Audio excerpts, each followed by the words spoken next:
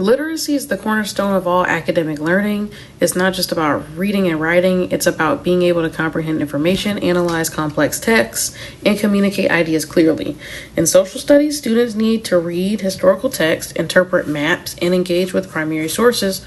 Without strong literacy skills, students cannot fully grasp the content, which affects their overall learning experience. Social studies is not just about memorizing facts and dates, it's about thinking critically and analyzing sources.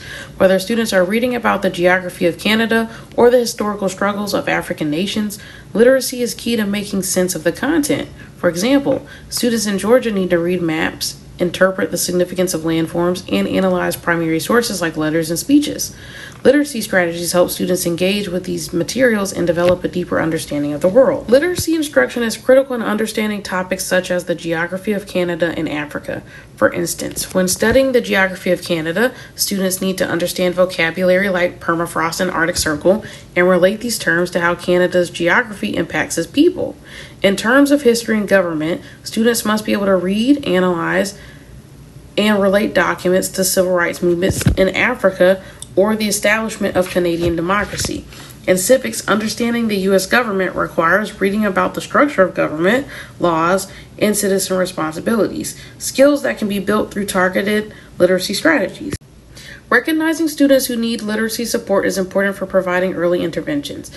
In my classroom, I notice students who struggle with reading comprehension often have trouble summarizing key points from a historical text or interpreting the significance of a map. Some students might avoid reading aloud, or they might show difficulty with written expression, such as constructing clear answers for short answer questions or essays.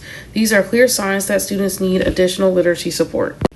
To improve literacy, I would embed literacy strategies into my social studies lessons. For example, I use graphic organizers to help students break down complex texts and encourage them to annotate while reading.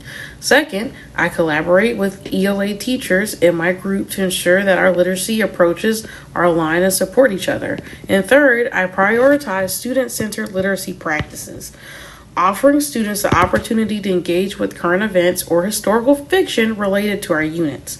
And finally, I focus on regular assessment of students' literacy skills and intervene early when necessary. And I always provide small group support to boost their skills.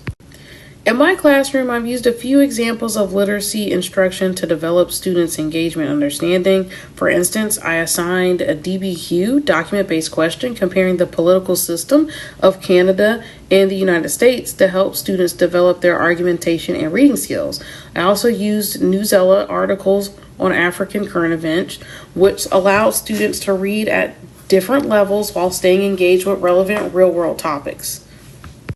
Literacy instruction isn't just for English language arts teachers. It's an essential tool for all of us in the classroom, especially in social studies. By embedding literacy strategies into every lesson, we can help our students become more engaged, critical thinkers who understand the complexities of government, history, and geography. In Georgia, where we focus on developing well-rounded citizens, literacy helps students engage with the world around them, ensuring that they are informed and empowered. Thank you for your time.